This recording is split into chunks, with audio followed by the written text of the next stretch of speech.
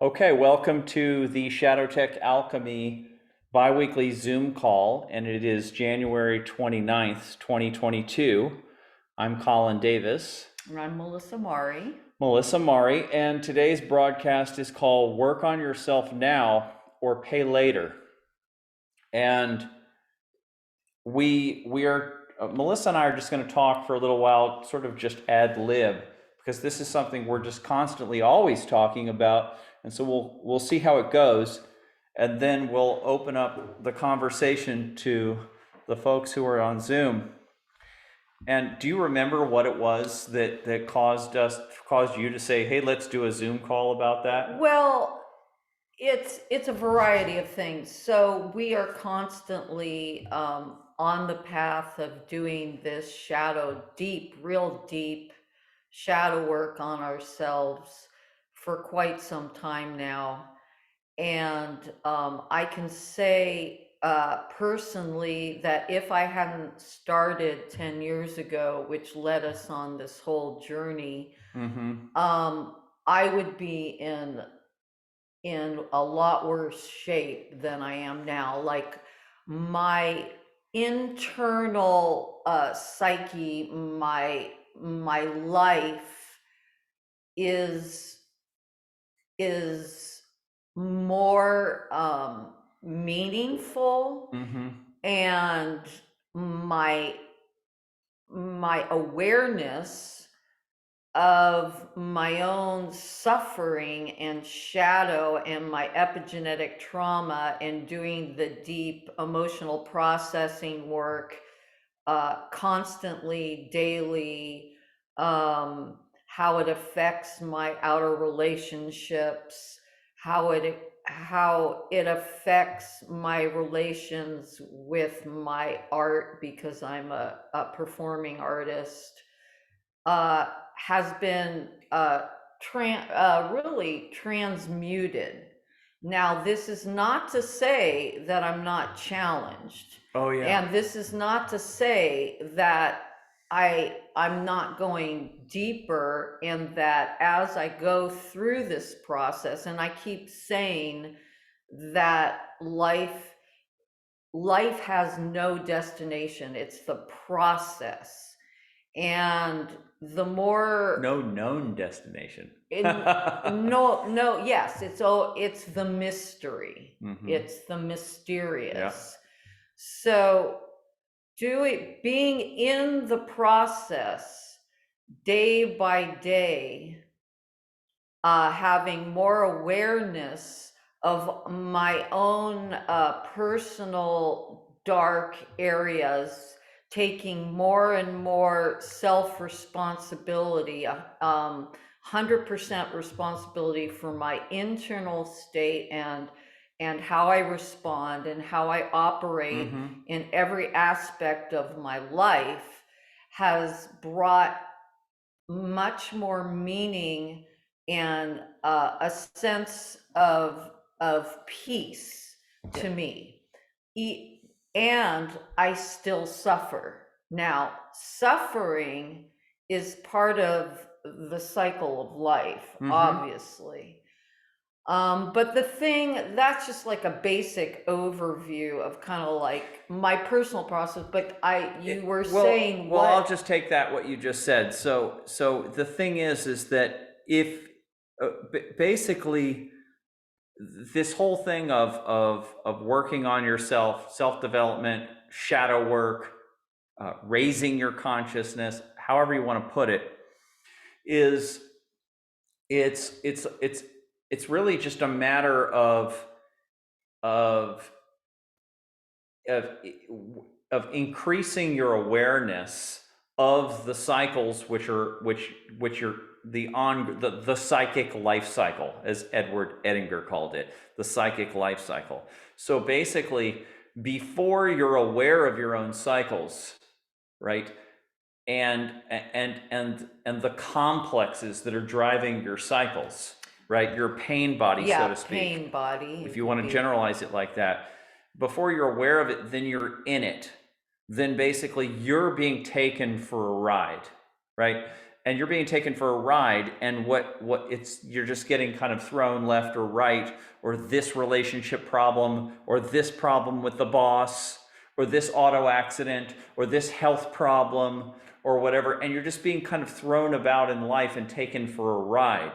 But once you realize that all of um, these these these sort of destructive aspects are linked to a common cycle, and that these are just new ways of turning the same cycle.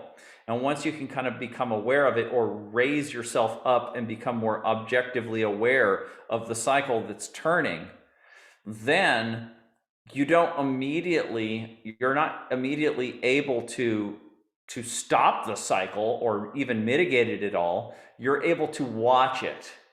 That's right? This is increasingly what happens, is you're able to watch your cycles unfold. And then as you become objectively aware of your cycles, then you basically, one of the aspects of that is that you have to now take responsibility for them. Because if you start to realize that all of these cycles that you've been turning in life have a common denominator in your own psyche, right? Then you have to say, okay, well, I'm creating these cycles. Maybe it's an unconscious part of me. Maybe it's a part of me that I don't understand. You can start to look at your family, and you can see how your mother or father had these kinds of cycles. And then you can kind of go, okay, and you kind of have to increasingly take responsibility for it, because otherwise, if you can't take responsibility for it, you might as well just stay in that kind of victim mode of getting thrown around. Or like an NPC, basically, like you're just going through life you're under the water.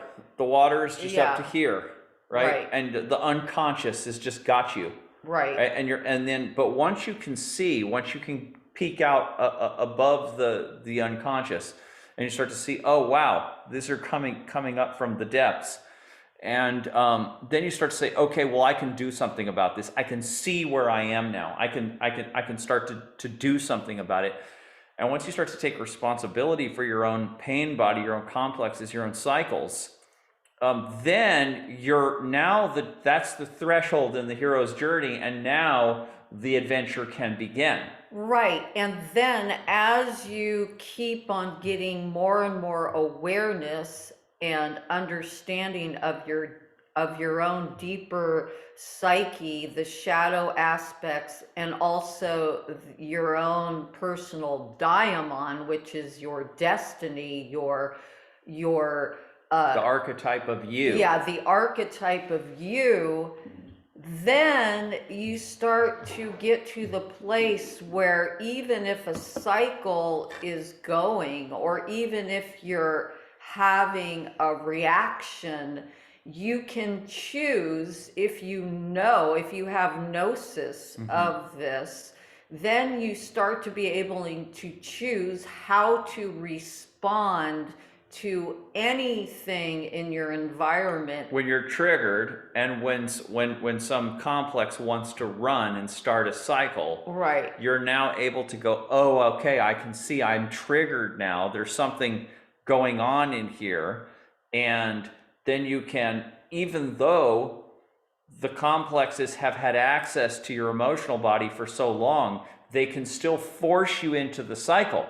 But then, at least at first, you can watch the cycle. You can be above water. The watcher aspect of your ego state can watch the cycle, and you could be fighting with your husband or wife while at the same time going, I see what's happening here. And you get to the point where you can stop that in the middle of a cycle. And then how it's been, I would say, for about maybe a little bit less than a year now, I actually can or experience a cycle internally before it turns into an external cycle. And I have a choice I actually can respond without creating a external trauma drama cycle.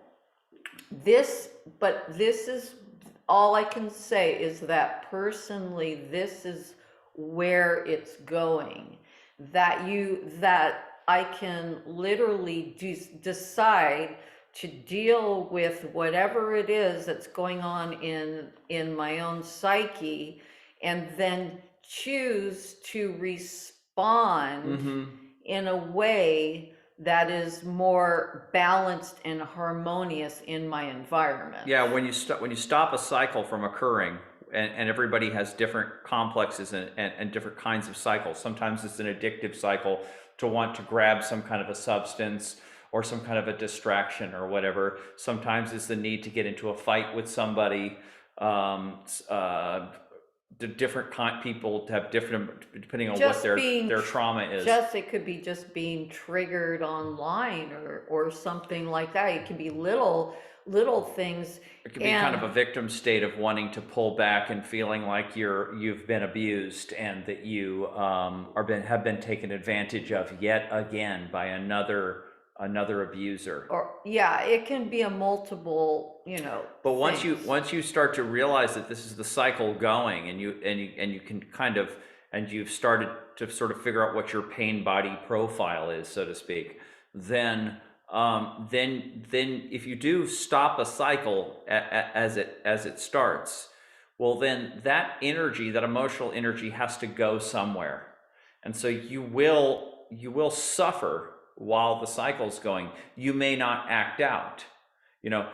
We're in a period in time where we get to see all these kind of mainstream people, celebrities and politicians and all kinds of people acting out in the public, and we get to see them, watching them running their cycles. Yeah, this is a collective dark night of the soul, or where all of humanity's shadow is coming to the surface, complexes. Right.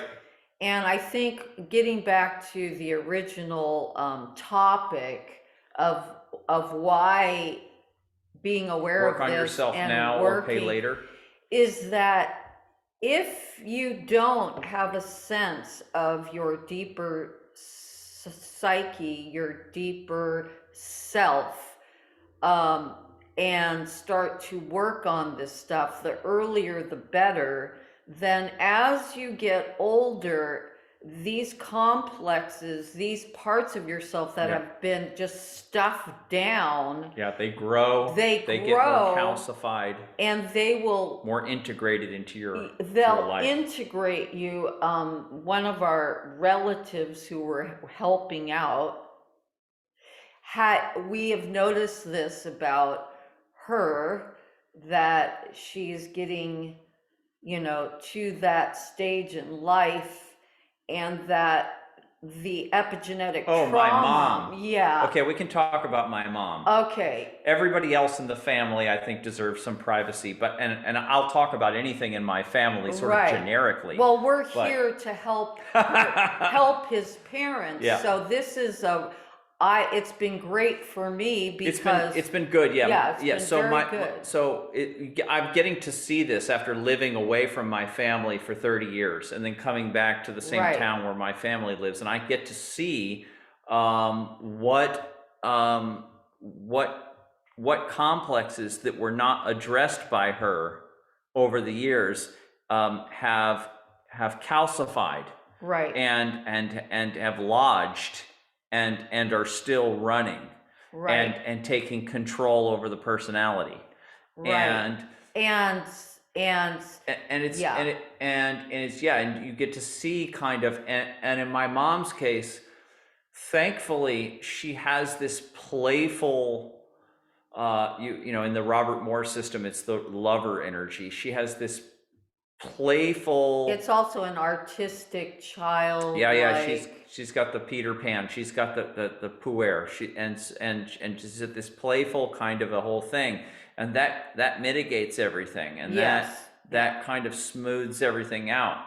but I get to see my complexes Right. that I inherited from my mom and from my dad, and from other my grandparents. Mm-hmm. And the more I talk to them and find out about my family and my ancestry, I get to find out kind of where I got some of my complexes or some of my fracturing, and so I'm getting to see, like you said, is what happens, but to see it in your family, you get to see kind of intimately.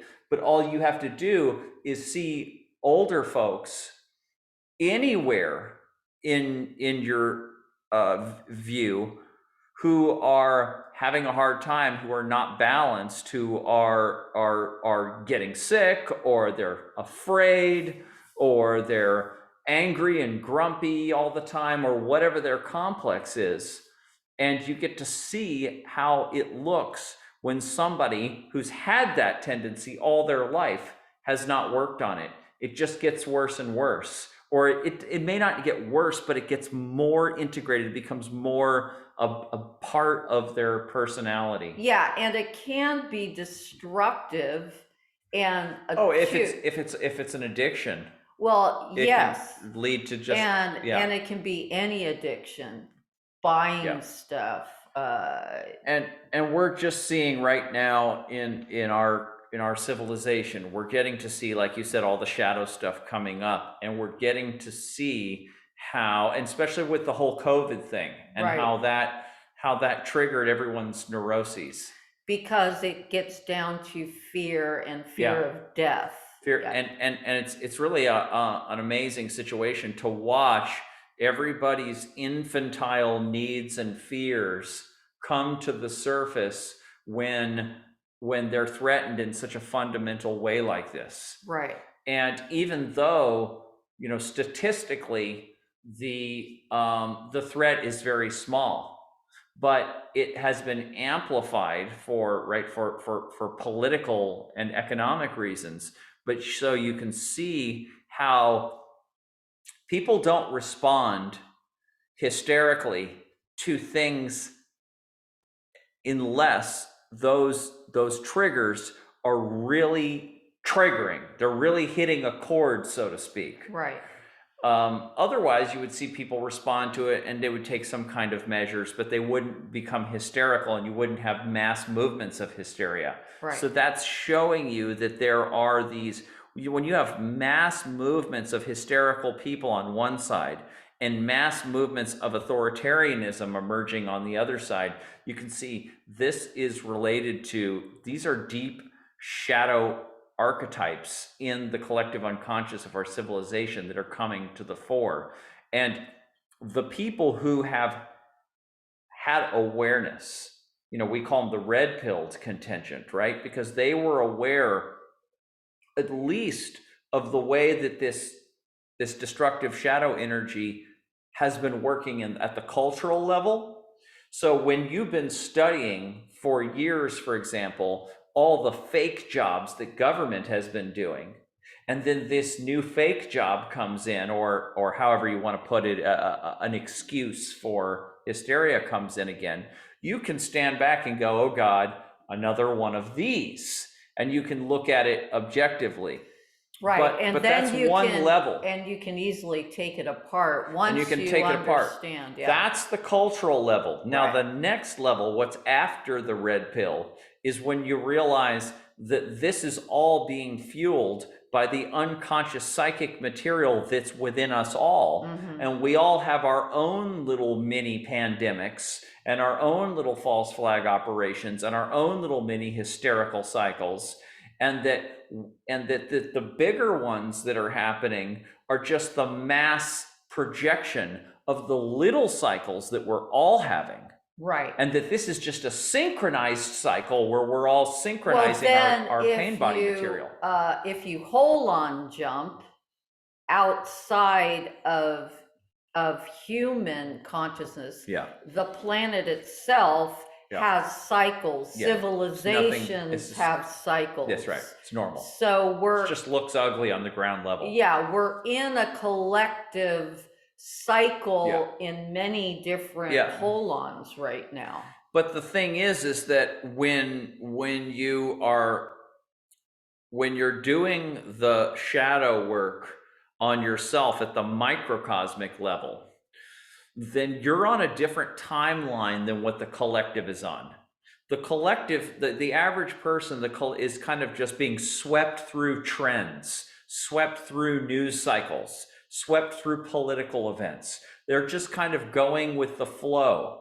And, oh, have you heard the new such and such single? Or did you hear what Bush or Trump or Biden did? Or they're kind of just in the flow of things. But the person who's working on themselves psychospiritually on their own timeline, that person is they're watching the flows happen. They can go into the flows. You can communicate with other people. You can, like some fashion or whatever. Right. And you can actually be part of you can be part of a movement or whatever. If that is what your daimon is telling you. But there's a level of objectivity Right. and separation from it, and you can't be swept away by it. Right. And when everybody starts saying that this person, Barack Obama, is evil, or that Donald Trump is evil, or that George Bush or whatever, you could be like, okay, yeah, but there's a bigger picture here, and I don't have to get swept up into it and use that as an excuse to project my own shadow stuff. Right. Because you've been working on yourself on your own. You've been getting in touch with the energies that everyone else is angry at Trump or Obama or Bush or whoever about and projecting onto him. You realized that those energies, I've been working on managing that, let's say, warrior energy in myself. I don't need to use these politicians as a target to project my warrior energy because I'm working on it here. Yeah, and you can't get sucked in. Right, and there's a level of this that that in the cultural hold-on or in the quote-unquote elite circles or the think tanks is that they have studied psychology. They do understand that a population can be mind controlled and manipulated through their own weaknesses, their own shadow this is complex. The black magician type, right? Yeah, and so they're using black magic. Right, and this is happening all over the world right now. We are being swept up, or a lot of people, into sides, taking sides, right. to break down, divide and conquer, so that we can be put under control onto a global authoritarian system is very obvious. Which is an archetype that keeps trying to recreate itself through history. Right. Wherever you get people that are, you get these are big pain body cycles. Mm-hmm. And at the end of World War II, when all this catastrophe has happened, then people start looking back and going, oh my God, we were that evil. That was us. And they start to take an accounting of their unconsciousness, and they change the laws to hopefully try to make sure that it can't happen again.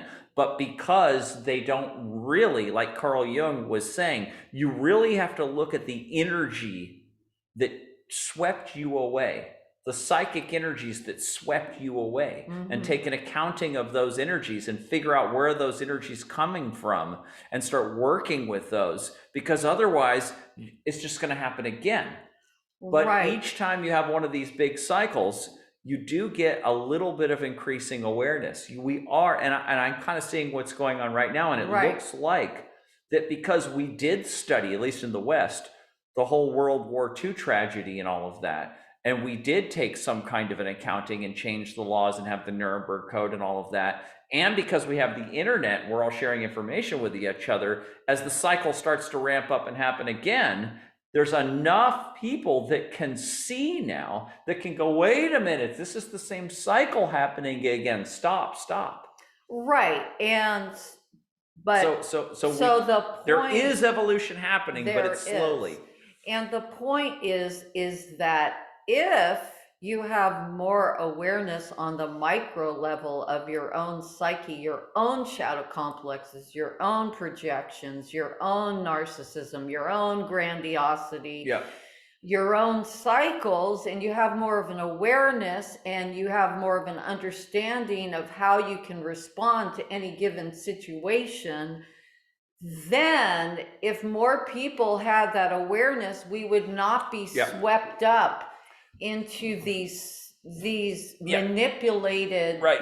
sides, and we would evolve as a human species. That's Well, we are evolving, Yeah. but we would evolve more rapidly. And it's kind of like this. I'm pleased to hear that there's this theory called mass formation or mass formation psychosis, which has been known for hundreds of years, actually, but which is being used now in alternative movements, circles, to explain the hysteria around the pandemic. And this is a psychological understanding. And so when people start talking about this and they start going, oh, I see, everybody's getting hysterical and everybody has these different kind of modes that they move into. Some people move into victim mode, some people move into Karen mode or whatever, little micro tyrant. Some people become really tyrannical. Some people become warriors. Some people fight against it as warriors. Right. And but as this historical psychosis happens again, people are now pegging it and calling, hey, look, this is a psychological phenomenon. It's the same thing that happened here, here, here, and here, and we're swept up in this. That is now, that's become a meme, that mass formation psychosis, and it is helping to bring people into a psychological awareness to where, hey, look, everybody, this is a collective psychological movement. That's a very big step. It's great. Yeah. The next step is to figure out how I am part of it. Right. In the same way as that you go, okay, Jeff Bezos and Amazon is destructive to the marketplace, right? Or it was Walmart before, or whatever, big corporations, right? These are destructive to the marketplace. Okay, you're right, they are. But are you shopping there? And if the answer is yes, I'm still shopping at Walmart, but I hate Walmart, that's not going to do it. So it's the same thing here. If you recognize that this is a psychological phenomenon going on and that people are being swept up through unconscious triggers, but you're not working on your own unconscious triggers, then you're not helping, and you're just, it's just still gonna move. So this is where it has to go to the next level. And boycotts can be very, very effective with just a small amount of people who commit to the boycott and spread the news about what they're doing. Right. Because corporations are so on the edge with their profits, and these days they're so leveraged financially that you just attack 1 or 2% of their profits and they start to cry uncle. Yeah, but so it's the same thing here. Right. If we could get 1% of the population of the civilization to take responsibility for the fact that all this stuff is happening because of my energy, I'm part of it, and I'm going to work on it myself. I'm going to pull my money out of those crooked banks. I'm going to boycott those crooked corporations, and I'm going to work on my own shadow so that I'm not swept away by these big movements. It has to go down to the personal level. But here's the last thing I want to say on this is that we know that people will not do very difficult stuff unless they have to. So the people that will do this kind of work are the people that intuit, I now have to do this or I'm going to suffer more if I don't. And that's where you were, that's where I was, that's where all kinds of people are. They realize I got to do some serious work on myself. It's like the addict that says, I got to quit now or I'm going to kill myself. I think I knew, I started actually before 10 years, but I didn't realize that what I was doing was shadow work. Yeah. because I had to do it when I got cancer, Yeah. and I took responsibility for Yeah, that was the first that, step. and was red pilled and learned about the medical Yeah. mafia and Right. the whole situation and Right. alternative healing and all that. Right. And then, but then I had to really look at my relationships, the trauma, drama, the losing both my parents when I was a teenager. It just, Yeah. and I You had a lot of knew cycles. that Yeah. I knew that I had to take responsibility. I knew that, but then when each stage, you start taking more and more responsibility and you get more and more awareness of your own personal epigenetic story Mm-hmm. that is is running through Mm-hmm. your archetypal soul path, and Yeah, your cycles are basically, it's just kind of a scientific way to say my story. right.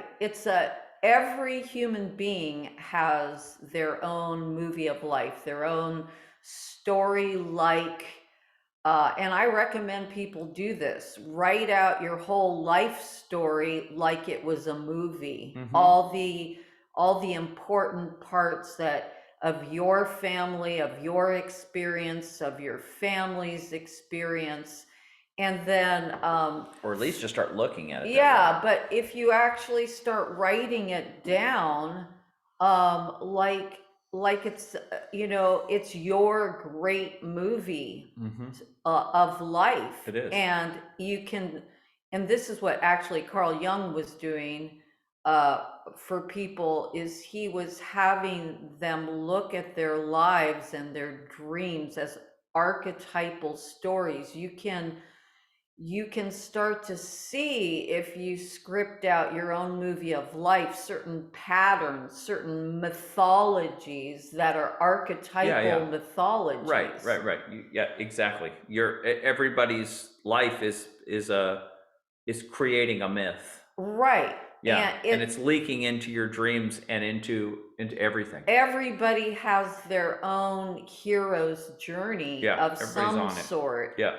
And to tap into what that is in you is tapping into your soul path, your deeper soul path, or your daimon, or your archetype of you.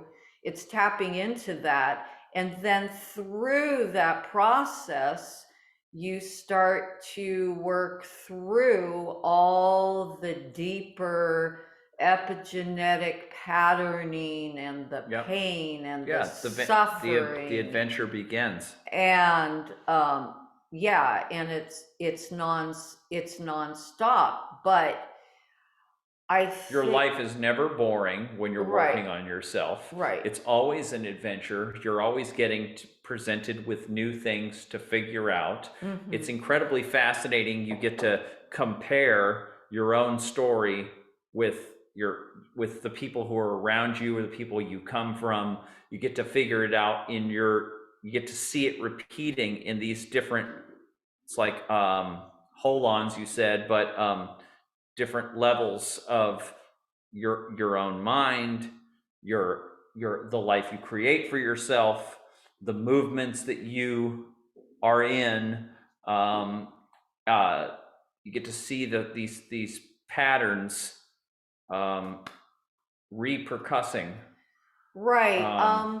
Yeah, I've been listening to some of Jordan Peterson's latest interviews, and he's really starting to explore. He's been exploring the Bible deeply for a while, as a way of understanding the collective and the personal psyche. Yeah. And he was discussing the Exodus story the other day, and but this is kind of what I'm saying, is that if you study your own life as a mythology or as a movie, you can start to see these patterns. You can plop it into the Bible story, you can plop it into Greek mythology, or it could be a indigenous mythology. You can plop it into all sorts of, but this is the way humans understand what it is to be human. Yeah. Is through story, is through. This is a very ethereal kind of state of consciousness, to become aware of the mystery you said, the mythology, that's this story domain that's moving through your consciousness and through your life, and is it's as if this we're it's like we're actors hired to play the roles. Mm-hmm. And what's above and beyond us is the script. Mm-hmm. The director, in this category, we could call God the director, doesn't, well, he's going to get somebody to play these roles, right? And so the myth is beyond you. It's running you. Mm-hmm. You're stuck to the script, right? And you can, though, negotiate with the director. And here's the difference between the awake, aware person and the sleepy person. The sleepy person is just following the script, and this is what makes a good actor, makes somebody a true artist, an actor, a true artist.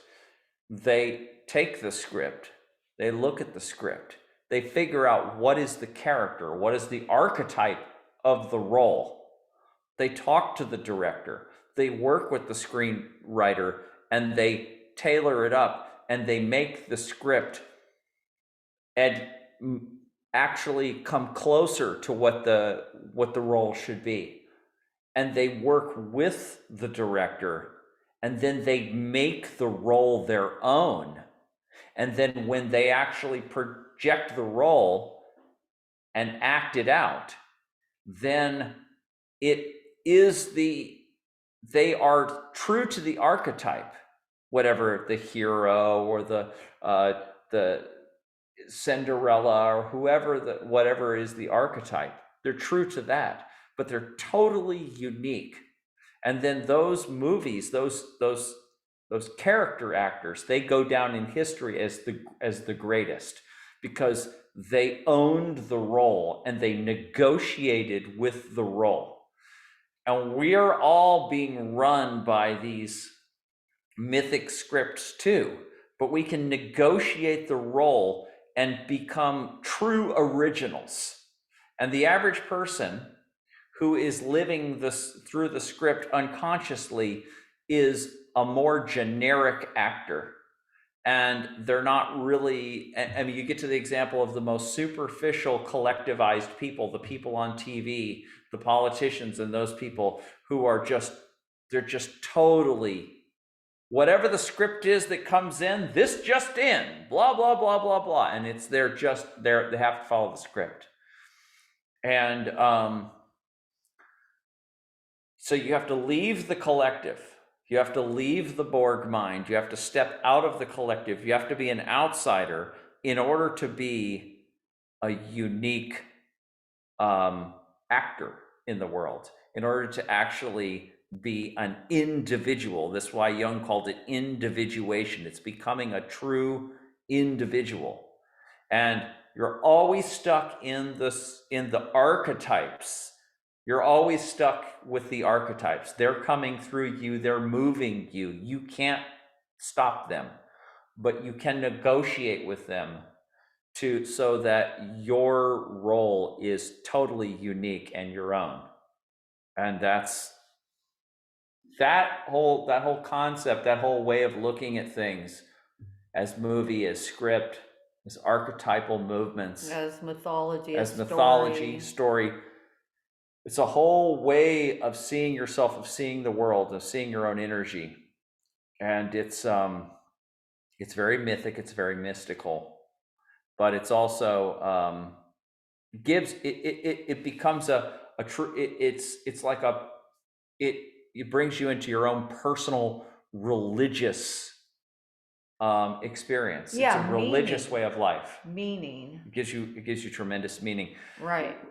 So maybe right now we can maybe that's the Yeah. you think the conclusion of our or do you want more? Well, the only thing is that what we've noticed in the collective and in people that are unconscious, they start to get older. Yeah, that's the main point, right?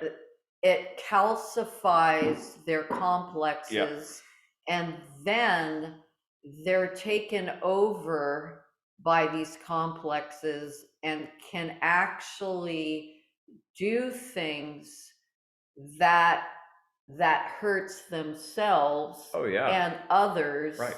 not consciously No. but unconsciously. Yeah. And so that's why we are constantly talking about the same thing, about doing this. But there's seriously. it's almost there's a problem here, because if you are not doing this work on yourself, and if you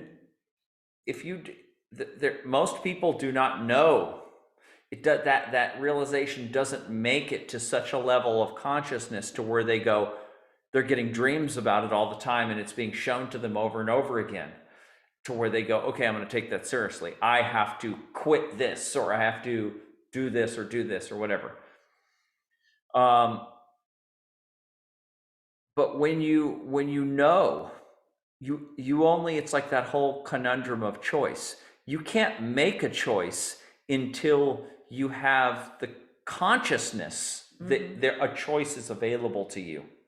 Once you become conscious that you can make a choice, if you don't make the choice, in the hero's journey, that's the refusal of the call. And you may not choose to do something about your predicament now. You may be too afraid. You may not be ready. But it's shown itself to you, and you turn away from it, and then you will come back to it. If you keep refusing the call, like Cypher in the Matrix, then basically it will take you to hell. It will destroy you. It will destroy you. So the person who is not aware that they can make a choice, they're just running the scripting unconsciously, then they're just in the body of humanity. They're just cells moving around doing what cells do. Once you are aware that you have to do something important, and this can be applied to working on yourself, it can also be applied to divorcing an abusive husband, or to quitting a job, or to moving, or doing something else that's drastic but necessary.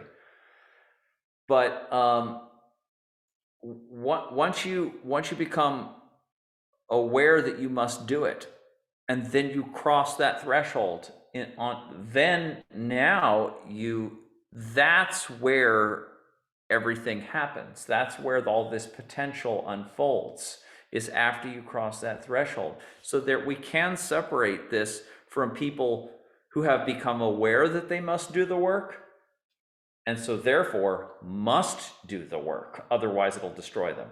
And those who are not aware that they must do the work, and then they will just kind of just calcify, and entropy will take them down. Sometimes they might have the intuition that they need to do something, but the complexes are too strong. Oh, right. Oh, they're too strong. And so they have to have some more cycles before something even darker. Yeah. Oh, that's happens. Always. And not then, always, but that happens a lot. Yeah, an addict gets to the bottom, of a few times before. Yeah, sometimes they never get it. And they never get it. The pain body has them. Yeah. They can't get above water for long enough to make a decision. Right. Yeah. So, okay, let's if you guys, I guess we're done with talking about the subject, and I'll also check on Zoom if either of you guys want to chime in or have questions or check. comments or share your own experiences. You're free to unmute yourself. I'll check on Facebook. And we can talk. All right, so you all talked. So what did you think? Well, you all touched on a lot of points that I have been experiencing already. Uh-huh. The figuring out things intuitively. It's just been a couple of years doing the, I guess you call it shallow work. Sometimes it's hard to tell when you know you've gone deep enough. I'm not sure where this pain body thing came from. Oh, yeah. Okay. Or Eckhart Tolle or whomever, but yeah, it's enough of shallow and subconscious that probably don't even need a pain body. Yeah, no, you're totally right, and I won't elaborate right now, but just comment on what you said. Is that this is why it's just a matter of us talking and figuring out what our vocabulary or our models are going to be, because we don't know, it's all unconscious, but Right. but go ahead. No, it's just what's the word I'm looking for? It's just that it's like the things that you're saying. That's stuff that I've been wanting to talk about anyway. Right. I don't have enough background on the Carl Jung. It's okay. But I just know that being intuitive and aware and observant, I feel myself like an observant warrior. Yes. More like an observant warrior in these last couple of years. That's the archetype. That's what you have to have. You have to have the magician energy. That's the observer, the one who can figure stuff out. And then you have to have the warrior, the one that has the will to persevere and go through the difficult stuff. Yeah. Right. Well, that's what I noticed. So, it's quite interesting. It's just, I don't know where this is gonna go. Mm-hmm. So the best thing to do, is just find out how this has affected me, and Well, let me ask you a question then to help kind of bring it into this. What about what we were saying about, we use the word pain body, but about talking about self-destructive moods or predicaments that we get into that you've noticed maybe that kind of keep turning in the same way. Maybe it's a relationship thing and it keeps happening, or maybe it's an addictive thing, or maybe it's a mood swing, or whatever, however you want to put this, a self-destructive cycle. What did you think about what we were saying about becoming aware of your cycle and studying your cycle and starting to get above it and realizing that a cycle might be started by something outside, by another person or something that happens in the world, but that the feelings and the swings are your cycle? And getting to know this cycle and study this cycle, and here we go again. And do you see what I'm saying? Well, is there such a thing as a natural cycle or an artificial cycle? Because I'm thinking that some of the artificial cycles are based on the maladaptive behaviors that we had that are triggered externally, that we don't know internally. That's right. I think you're touching more on that. So I guess once we clear out all of our internal triggers, we'll be able to see our natural triggers. Oh, okay. So, right. So, go ahead. Keep. So, because I was thinking about that a lot too, about do I want to be triggered from the outside? Do I want to motivate myself on the inside? So when you're finding out what those triggers are internally and where those sources are that are maladaptive, and get to the source of that, and being aware of how that triggers and when, and that's exactly, that's what we're talking about, and what your state of mind and your mood is when that happens. Yes. And then when you see it, then you can slow your brain down and find out okay, what's going through my head? What am I feeling? Right. Oops. I think that's taking, take responsibility for the trigger in a better way. You Yeah, got it. You're doing that it. is exactly what we're talking about. And you talked about natural triggers and maladaptive triggers. And I, uh, I would just kind of delineate it like this. There's those when when there is a resonance between something in the external world and yourself, it doesn't necessarily have to lead to a bad feeling, Right. right? It could be something that you love. You're like, oh, great, so and so did this or that, or so and so is protesting this thing that I'm against, or great, okay. And it could be excitement like that, or it could be all kinds of feelings. Those are triggers too. And they have to do with your personality type, they have to do with your upbringing, they have to do with your particular recipe, psychospiritual recipe. And so people can be, Right. triggered. But then there are what you call the maladaptive triggers, and these would be in the Jungian or psychological context, they would be considered complexes, like shadow complexes. When Eckhart Tolle uses the word pain body, he's basically just using it as a general term in a way that basically what happens is your complexes, which the trigger is just it's like on a gun. It's the trigger. It starts the cycle. It starts the operation, but it's not the whole thing. So there's a whole operation, just like in a gun. There's a trigger, and then the hammer hits the primer, and then the gas explodes, and then and then it retracts. There's a whole cycle that has to do with that. So the maladaptive triggers, these different complexes, which are basically, they arose out of some kind of a childhood trauma, or they were passed from our family. Because sometimes you look at your family and you realize, well, I'm doing this same destructive thing that my mom did, but she didn't treat me the same way her mom or dad treated her. It's been passed to me. But once you kind of look at that, the people have different wounds, we could say, maybe several, and they all kind of have to compete for attention in our own lives. And so, what you can kind of end up with is a little community of wounds, of triggers, of complexes, and that together becomes a little mafia that totally calls the pain body.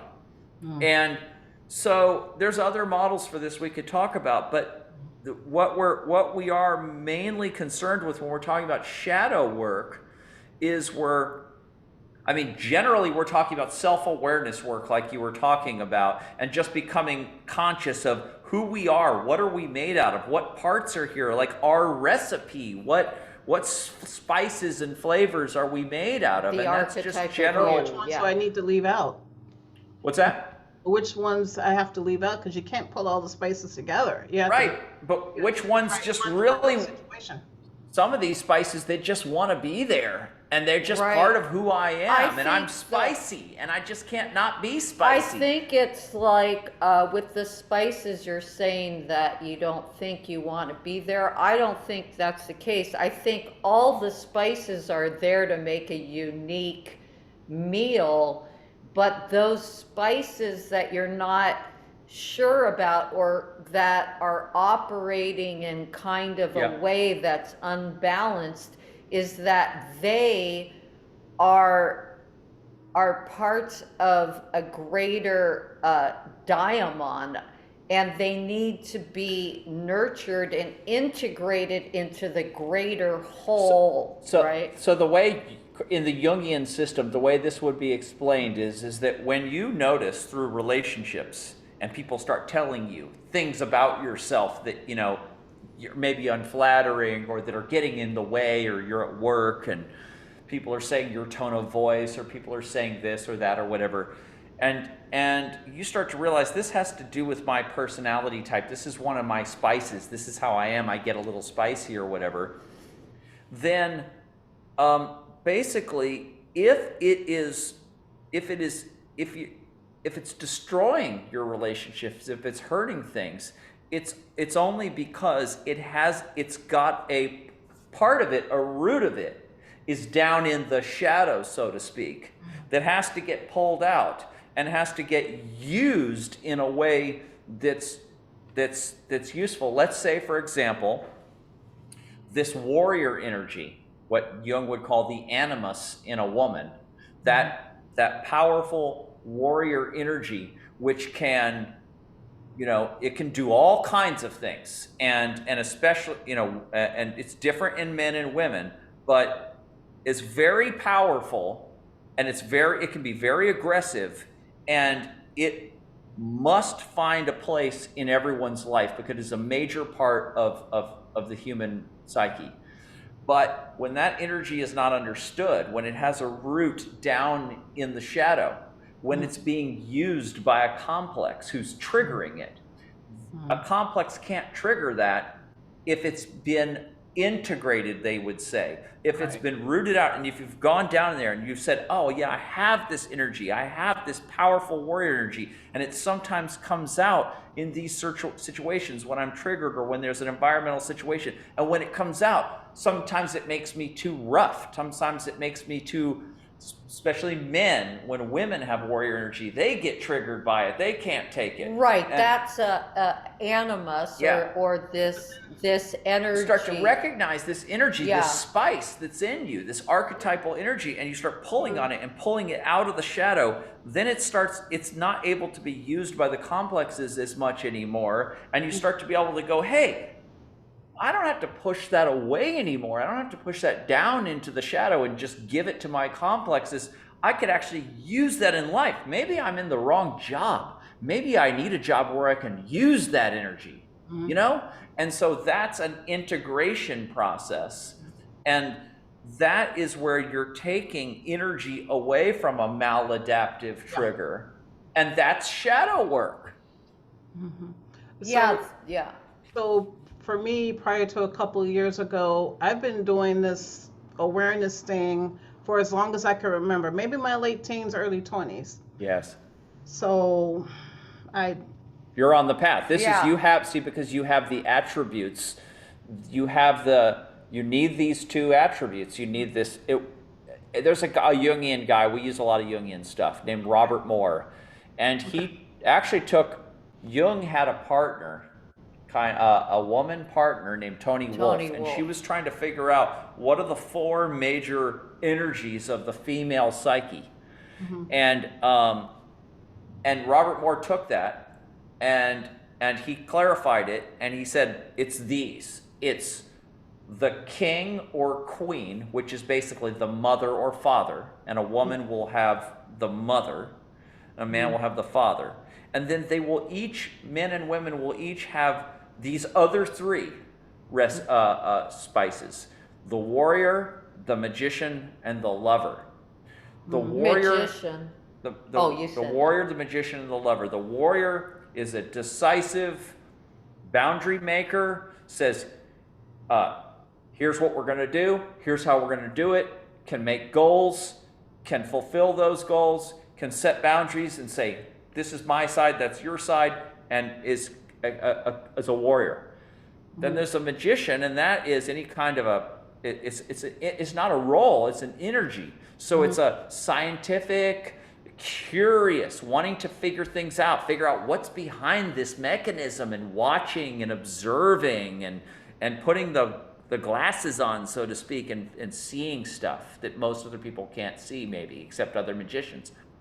There's that energy. And then there's the lover energy. And the lover energy is the bonding energy. It's the social energy. It's also it's the feminine energy. It's the sensuous and the sexual energy. And it's artistic, and it's ecstatic energy. It's the lover. It's Aphrodite or Dionysus or whatever version of it you want to use. Is that what you're talking about from the spices?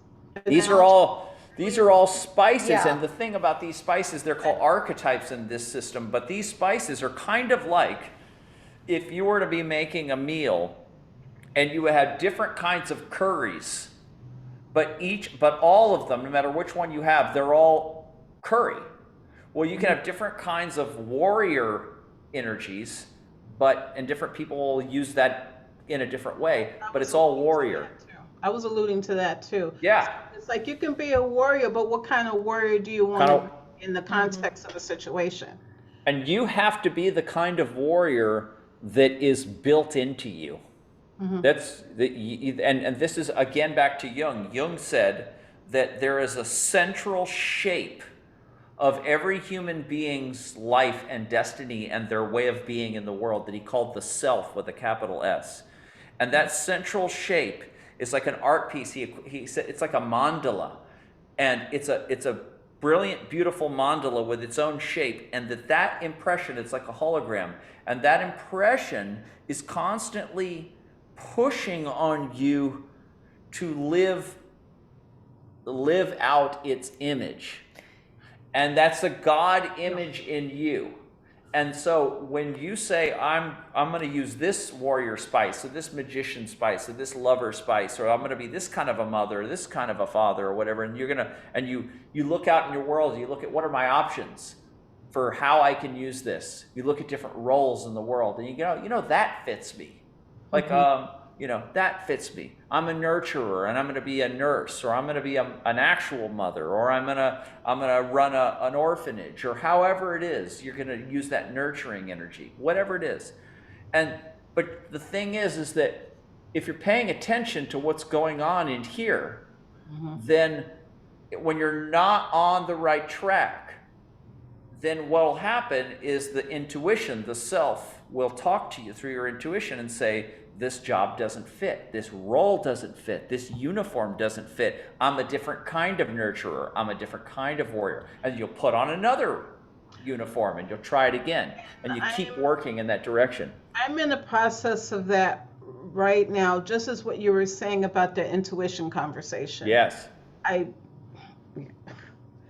Yeah, so it's talking to me for sure. So yeah. I'm gonna send you a. I'll do it while we're talking. I'll look in a minute. I'm gonna send you a Jungian personality type test. Oh yeah, that's a good And you can take this test. It's like 47 questions. It takes you 5 or 10 minutes, and you can look and you can see your profile under there. And people shift. Yeah. And you might have to take it a couple times to kind of see where it's at. But you'll see things in this that will help you kind of put this together. Right. It's like a free thing online that I'll send you the link. Okay. I don't know. I might have seen something like that before. This is not like I'm somehow. This is the Myers-Briggs system, Alwanda. It's the Myers-Briggs system. You mean like the type indicator thingy? It's not. It's you might have seen the Enneagram. Did you see that? That's similar to this. That's based on this. Oh, okay. I think of. Okay, so if it's similar to a different enneagram. Yeah. So Jung came up with these personality typology, a system for studying people's personality based on these different spices. Okay. And then there was a couple of scientists that put it together into a whole schema, you could call it, into a system, and that's called the Myers-Briggs typology system, and it's a lot of Jungian ideas are kind of very spiritual and kind of fell out of mainstream psychology, but this is still very much a part of it, and I'll send you I gotta look right now. Oh, so once let's say you do that assessment thing and you find XYZ, where do you go from there? Well, I was just about to say, start writing your dreams down, because these archetypes. Already doing it. Right. Keeping a dream journal, a life journal, and a dream journal, or both together. Yeah, because doing it and doing it. Yeah, because they will start to talk to you. Well, here's the cool thing. Here's the great thing. So you're probably, you have a strong intuitive function. That's one of the spices.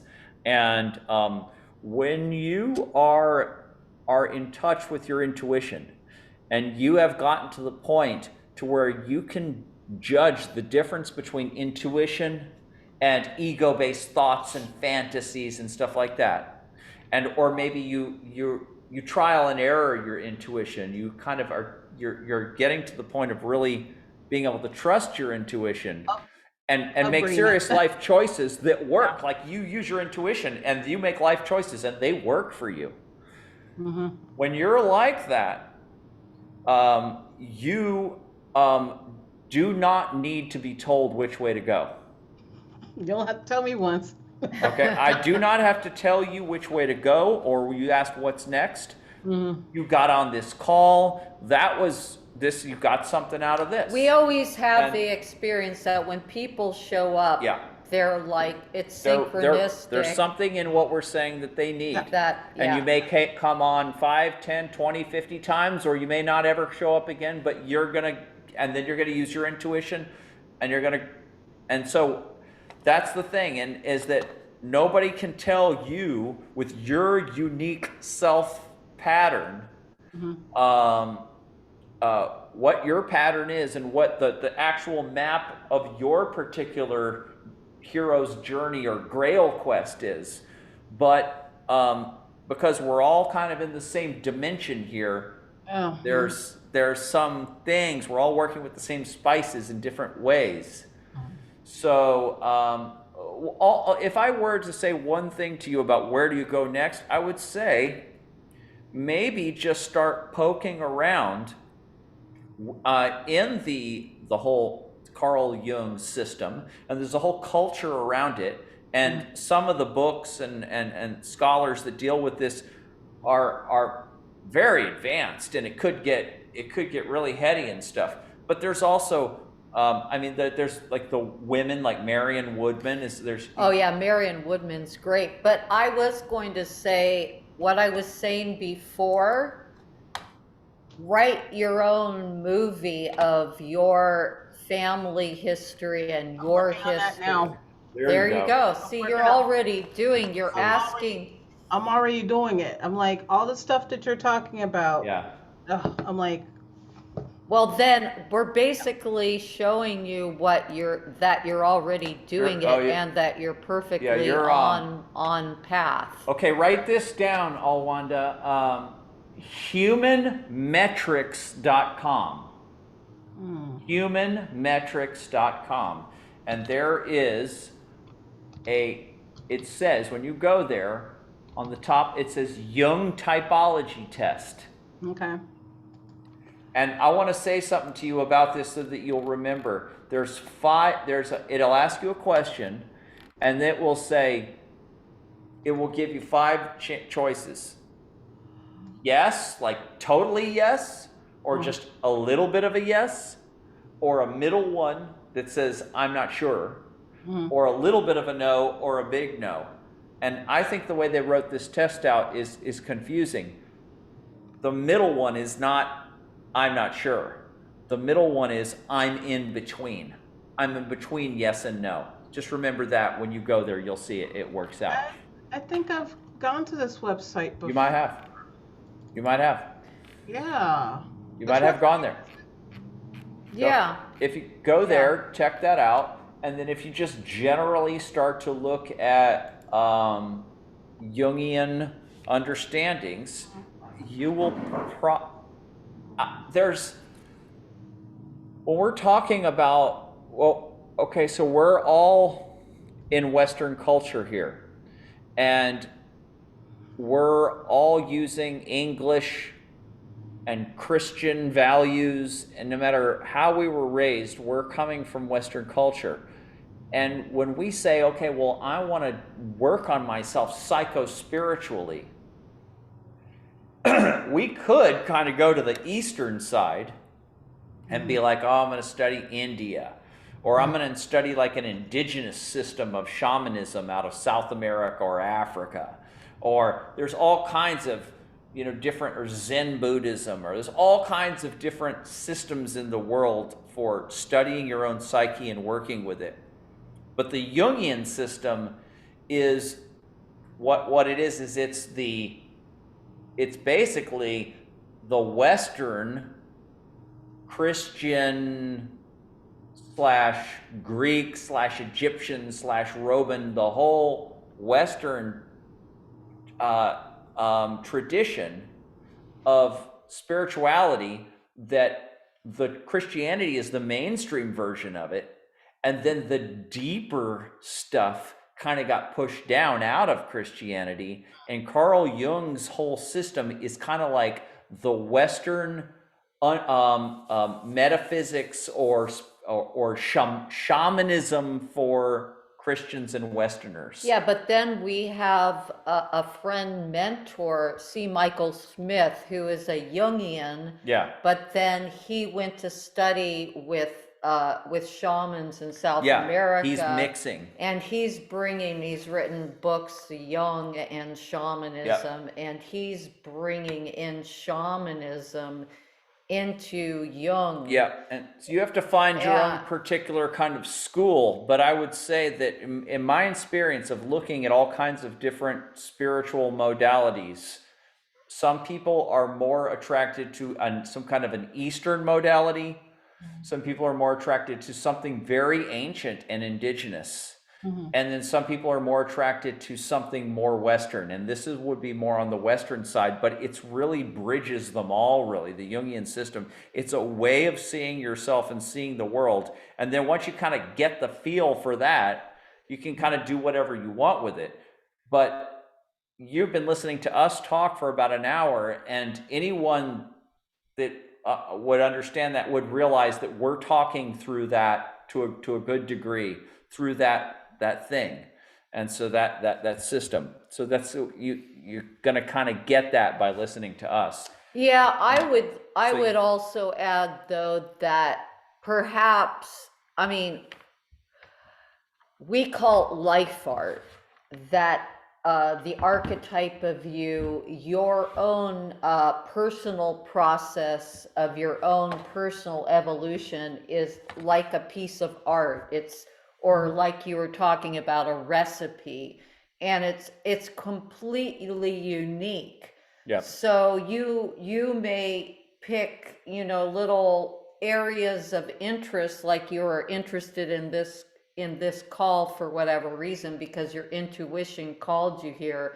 Well, your intuition will call you something else, and you're going to use all of this as part of creating your perfect life art. Just keep becoming more conscious, keep taking more and more responsibility for your own cycles and your own emotional and otherwise psychic states.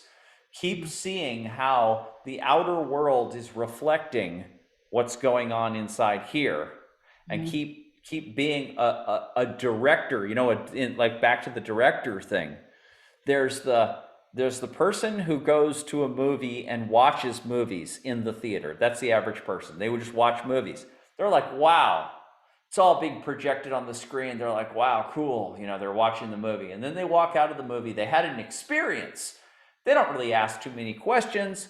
People talk to themselves on the street outside of the movie. They'll be like, oh, I love how he or she did this or that. Or do you remember this scene or that scene? But they never talk about how was the movie made? What was about the hidden symbolism that was in the movie? Oh, did you notice the whole color situation or the set design? Very few people talk about that. The people that talk about how the movie is made are the people who are into making movies themselves, directors and movie makers. And that's what you are. That's what we are. We're movie makers. We watch the movie of life, our own lives, but we also ask, how is this happening? What's creating these situations in my life? What is it about that person or that thing that I'm so attracted to or I'm so repelled by? And we're tracing it back to the scripting. And we're looking at the scripting and how the whole movie was made. We're movie makers, we're directors.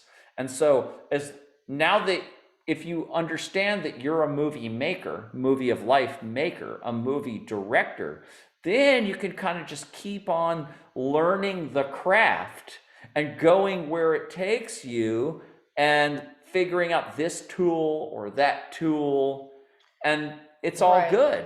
The one thing also that we tell everyone is, and you may be doing this too in your own way, is we have a chapter in the book Shadow Tech, and it's called Emotional Processing. Yeah.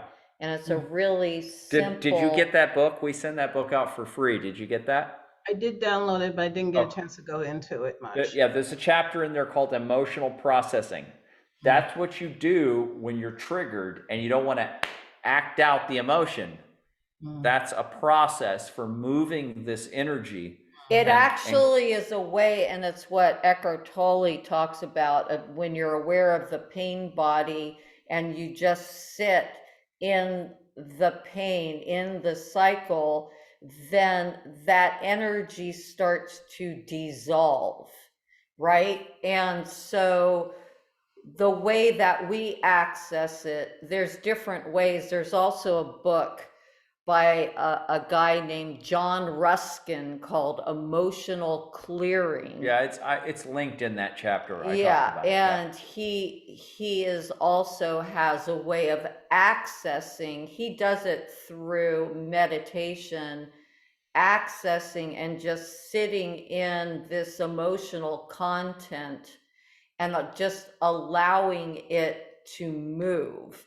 By doing that, it opens up the natural channels and it dissolves that wound. It chips away Yeah. at the old yucky stuff slowly but surely, the more you sit in this energy. Yeah, and so it seems like really simple, but when Very you simple. first start, this really scares a lot of people. It's simple but hard.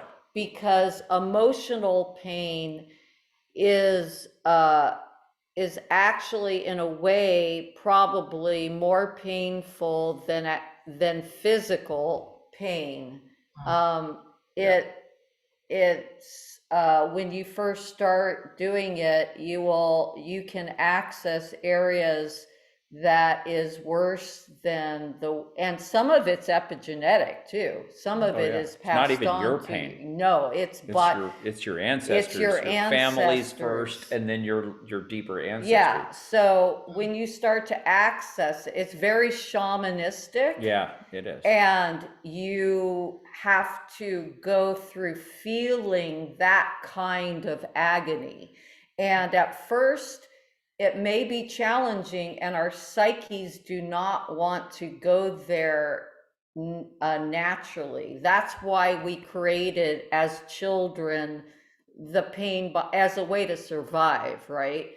So if we were in a traumatic experience, in order to survive, we naturally have to create a barrier which makes that pain dissociation, right? Yeah, disassociation. But so when you start to process the emotional material, you have to just be self-compassionate, like you're your own mother. You're like, if your child is just in agony, and you have to just hold that child and allow the child to grieve or to go through that full energy cycle, that full emotional cycle. And but it is truly like, if we were to give you one tool that really helps to open the portals to your own a diamond, your own greater. That's already there. It's just getting in the way. It's getting in the way because there's an energetic block holding on, and the deeper that you're able to start to clear this, and this can be PTSD, epigenetic trauma, just things that have happened in your own life. It's the stuff that started the complexes, right. The pain body, yeah. Right. So that tool has really made so much of a difference for me. Yeah, if you have a well, there's like in traumatology, I guess is the word, in trauma research. They have specific traumas where like something happens, a divorce or an accident or something happens, a specific trauma. And then there's developmental trauma, where it's like being raised by a family member who's abusive or otherwise dysfunctional. And that's just a continual trauma. And Right. but either of those leaves a scar on the part of your psyche that is well, on everything, but in the emotional part, like in the brain, it would be the limbic system. In the emotional area, it's the mammalian brain, and it's below your thoughts, it's below your language, it's below your memories, and it's in feeling. It's in feeling state, and that's and that, and so when there's a kind of a discontinuity in your feeling state because of of trauma, and we're just in our civilization, it seems like everybody's traumatized, and that that the example that I think John Ruskin might have given, but it's kind of a good example, is let's say this is a 3-year-old boy or girl who gets hurt or something, or gets a toy taken away or whatever it is, and they start crying. And if the parent is there and they're looking up to the parent for what do I do, or I feel bad, and if the parent says, don't cry, you should do blah, blah, blah, and stops the emotional state from moving, then, and does that over and over again, then the child will never learn to live out the full emotional process. So there will be a block there. So now when you're an adult and something triggers you and an emotional cycle is starting, you can go sit in it, and you can just give it permission to come up. And what most people do when they're starting to feel bad and an emotional cycle is starting to happen is they'll smoke a joint, they'll drink some wine, they'll watch some TV, they'll go for a run, do some exercise, eat some food, all kind of different distractions. But in this case, you just say, no, I'm going to let this energy come up. And you just allow yourself to feel it, and it'll usually make you cry. It also might make you move through feelings of rage, and you let it go through you. Well, you're basically retraining yourself from where you got cut off before in the cycle, and you're retraining your whole system to experience the fullness of the emotional cycle. Then, over time of doing this emotional clearing or emotional processing, then basically the part of you that wants to protect you from feeling hurt can relax and allow feelings of hurt to start to move, and not have to clog it down, not have to put it into some complex that has to. It's kind of like in the political system, they have this term, the government military industrial complex. Right. Yeah. And it's like a grouping of war hawks, right, that love war, and they're always dragging countries through war. Yeah. Well, that complex couldn't take advantage of people if people were actually much more conscious of their own warrior energy. And they, people, especially in our country, some Bush or somebody starts a war, and we're watching it on TV, eating popcorn like it's a movie while people are dying. Well, that's because we're not in touch with our own warrior energy, and it's not for real in us. And so it's the same thing in the psyche, in the individual, is that we start to get in touch with these emotional energies, and they start to get to move, and they start to get to inform our ego, and they start to have a good relationship with our totality.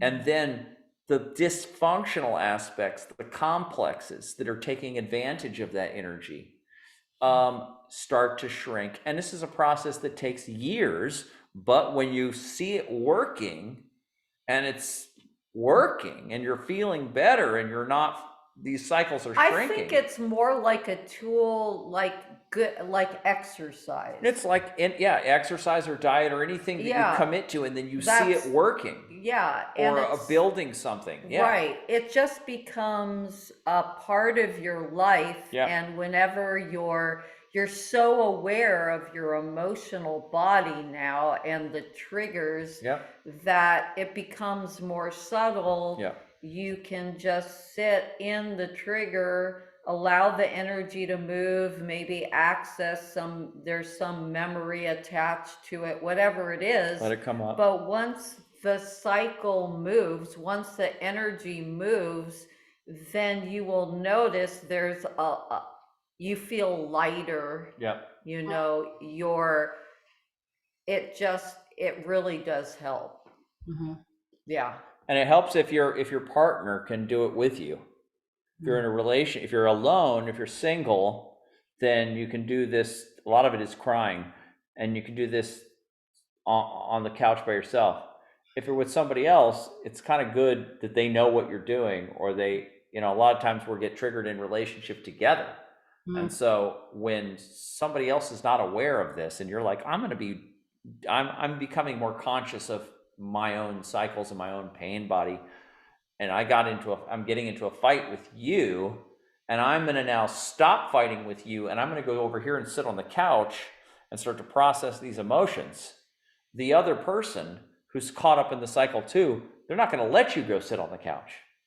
Oh, that could happen. Yeah. Right? If the other person so the other person needs to be brought into the understanding.